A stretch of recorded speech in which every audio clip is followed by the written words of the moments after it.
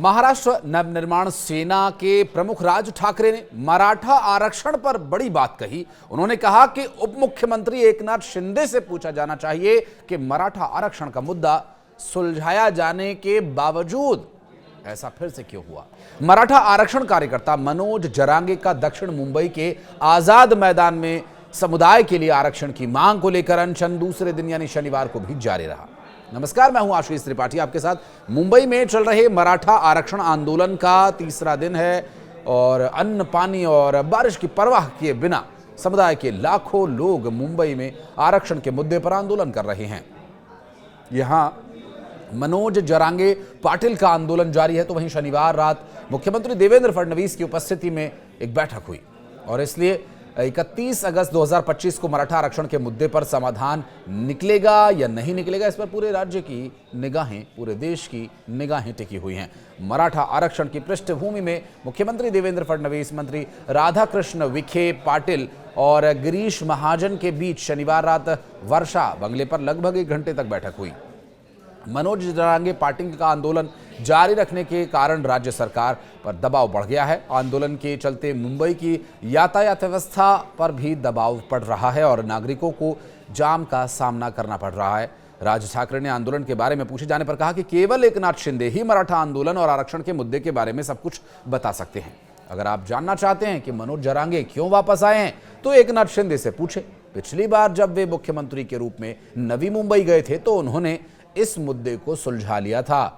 ये मुद्दा फिर से क्यों उठा? इन सभी सवालों के जवाब केवल शिंदे ही दे सकते हैं, ये कहना है राज ठाकरे का। इस बीच 32 वर्षीय एक आंदोलनकारी की शनिवार को दिल का दौरा पड़ने की वजह से मौत हो गई।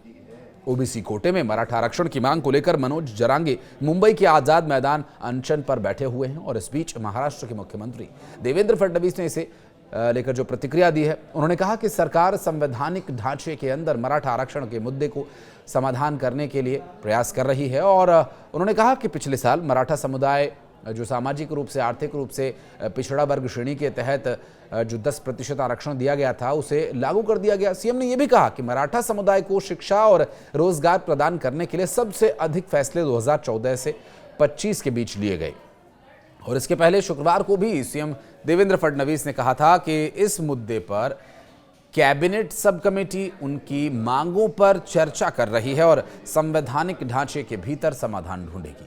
सीएम ने बताया था कि मनोज जरांगे को दक्षिण मुंबई के आजाद मैदान में सिर्फ 1 दिन के लिए विरोध प्रदर्शन करने की इजाजत दी गई है। उन्होंने विरोध प्रदर्शन जारी रखने के लिए नई अनुमति मांगी और पुलिस इस पर सकारात्मक विचार करेगी। आपको बता दें कि मराठा आंदोलन कार्यकर्ता मनोज जरांगे पाटिल ओबीसी कैटेगरी के तहत मराठों के लिए 10% आरक्षण देने की मांग कर रहे हैं। उनका कहना यह है कि सभी मराठों को ओबीसी के तहत आने वाली कृषि प्रधान जाति कुनबी के तौर पर मान्यता मिले ताकि उन्हें सरकारी नौकरियों और शिक्षा में आरक्षण का लाभ मिल सके।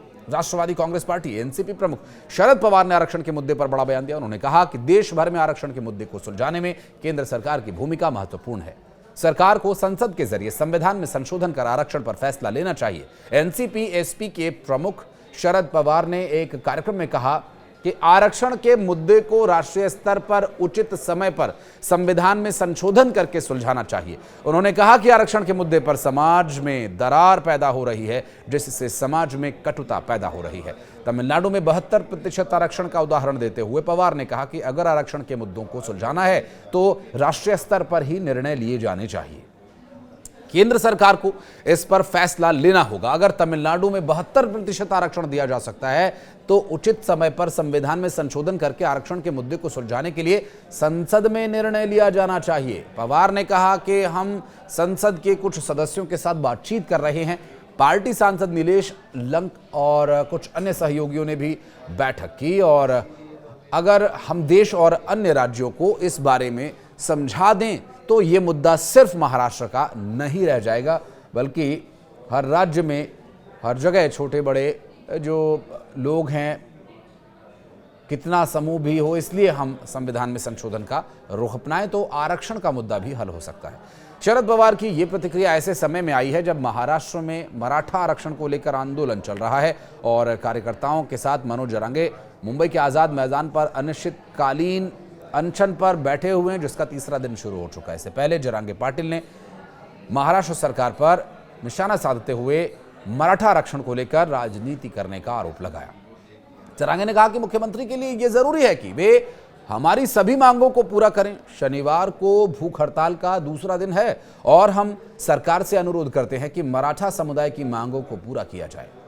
हमें सम्मान दें, हमारा अपमान न करें। अब देखना यह होगा कि सरकार किन परिस्थितियों में इन मांगों को मानती है और जिस तरह से राज ठाकरे या फिर शरद पवार ने जो बातें कही हैं उनका धरातल पर क्या असर दिखता है और मुख्यमंत्री देवेंद्र फडणवीस की मीटिंग के बाद क्या कोई अच्छी खबर मराठा आंदोलन के संबंध में आ सकती है या फिर जो एक समस्या की स्थिति उत्पन्न हो रही है इस आंदोलन की वजह से उससे पहले हल किया जाएगा और फिर उसके बाद मराठा आंदोलन को लेकर शर्तों को माने जाने के संबंध में सरकार की तरफ से कोई घोषणा की जा सकती है। बहरहाल इस पर लगातार हम नजर बनाए हुए हैं। इस आंदोलन और वर्तमान परिस्थितियों को लेकर यदि आप कुछ कहना चाहते हैं तो कमेंट बॉक्स में अपनी उपस्थिति दर्ज कराएं।